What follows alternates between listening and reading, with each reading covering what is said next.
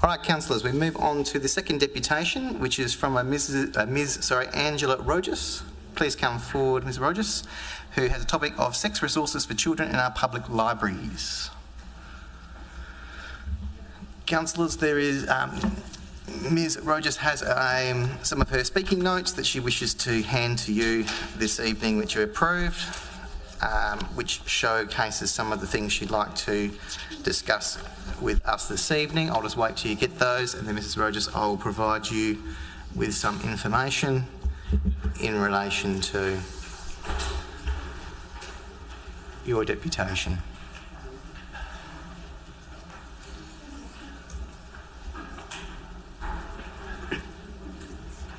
Okay, Mrs. Rogers, you've got up to 5 minutes. At the 4-minute mark, you'll get a warning. Obviously, depending on how the presentation is going, you do strike me as a lady that will be as animated as our previous guest.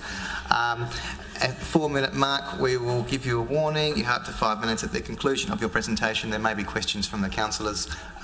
Please wait at the end of the podium in case there are some. Your speaking time will start when you start speaking. Mayor, Deputy Mayor and councillors, thank you for this opportunity to speak this evening. My name is Angela.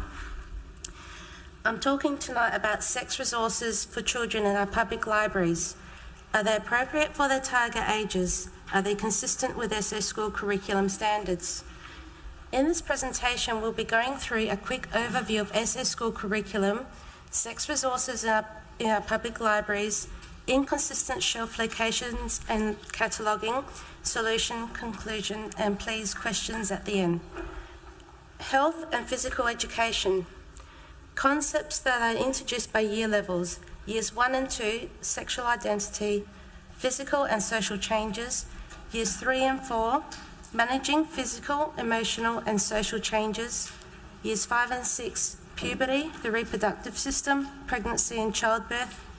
Years 7 and 8, gender transitioning, sexual health and relationships. Years 9 and 10, sexuality, sexual behaviours, risk-taking behaviours. The next few pages have the foundation to Year 10 content, which we'll skip through, to sex resources for children in our public libraries. And we have some covers here. These books target ages 2 to 18 years old. Search results for sex instruction for children, LGBTQ children, transgender children. Now we get to the book examples.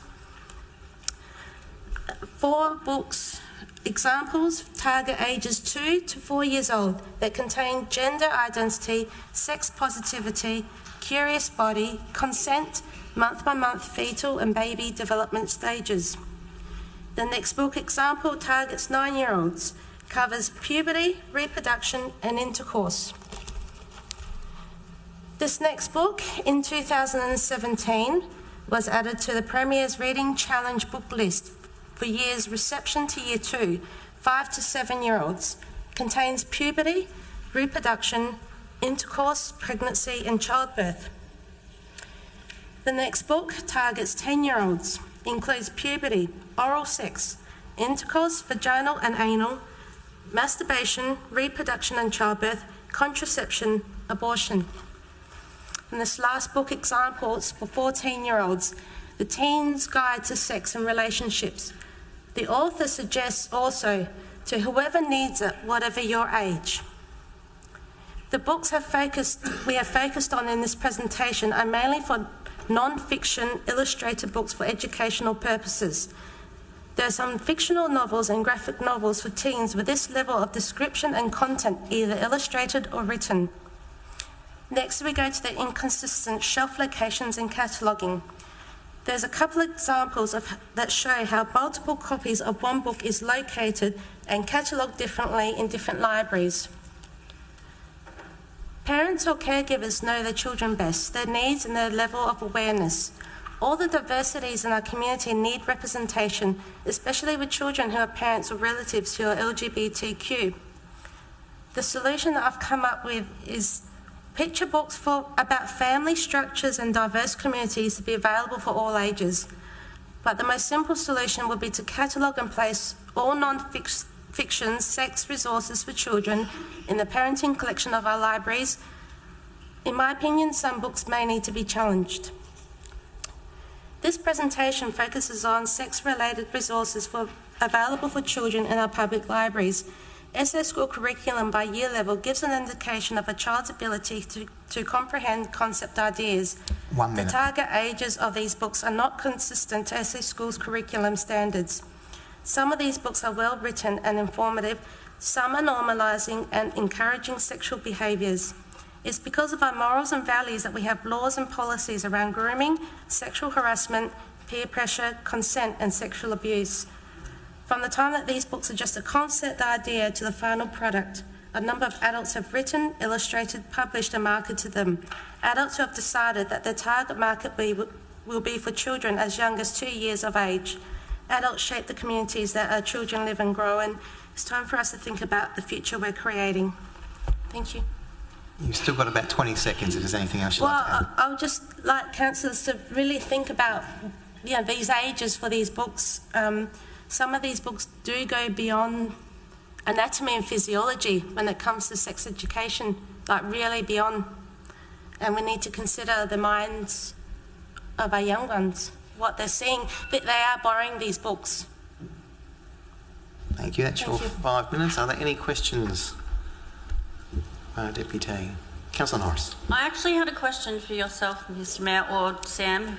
Do we have any procedures in place that would essentially, I guess, limit the ability for a minor to borrow something like this? So say for under the age of 12, they need the parent there anyway? Or if they're in the 2 to whatever age bracket, they're just allowed to get it on their own? Good question, Councillor Norris. I'm looking to the relevant staff member who might be able to provide a response.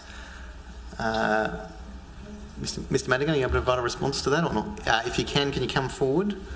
I'll actually get you to come up here and you can use this microphone here because our deputy may still receive some questions. So if you can just come forward here and just hit the button on your side there. Just identify yourself. Yes, again, just identify yourself.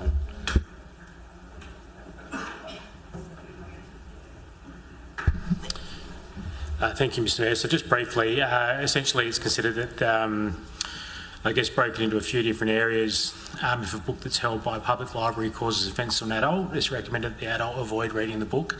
So there's a few points getting to the final question. If an adult is concerned that a book is held by a public library may cause offence to others, it's recommended that the adult consider the other community members that are likely to take the view that they should have unrestricted access to that book.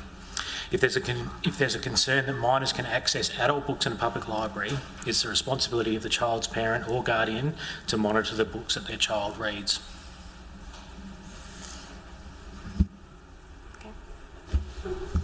Councillor Small-Smith. Yes, I don't have a question, but I'd just like to say, Angela, thank you for coming along and sharing your views. You're very passionate about it and I wish you luck. Thank you, ma'am. I'll not just in case are there any other questions for? If not, thank you very much for your deputation. Mr Mayor. Oh, Councillor Craig. Yeah, I just want to echo that. It's very helpful to have your feedback about this matter, and certainly it's quite eye-opening to me to consider what is out there, and I would hope that we'll take on board some of these concerns that you've raised. Likewise, I'd share some of the concerns that you have, that I wonder whether it's age appropriate for some of the material that we've just seen here tonight. So thanks for raising that with us. I hope that hopefully our staff can maybe take some measure of care about how these things are displayed. Thank you, sir. Even some of the librarians, when there's multiple copies of one book, some librarians have placed them in the adult non-fiction and some in the teens and children's. Even the librarians who go through the books are recognising that some of these books are not appropriate for children. Are there any other questions? If not, thank you very much for your deputation.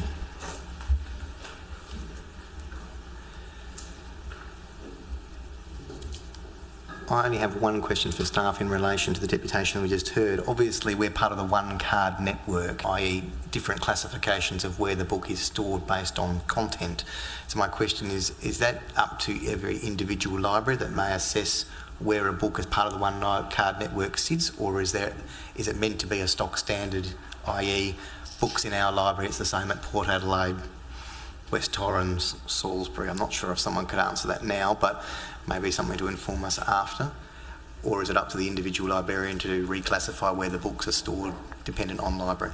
Thank you, Mayor. I'm going to take that question on notice to make sure a technically correct answer is provided. Thank you. Thank you.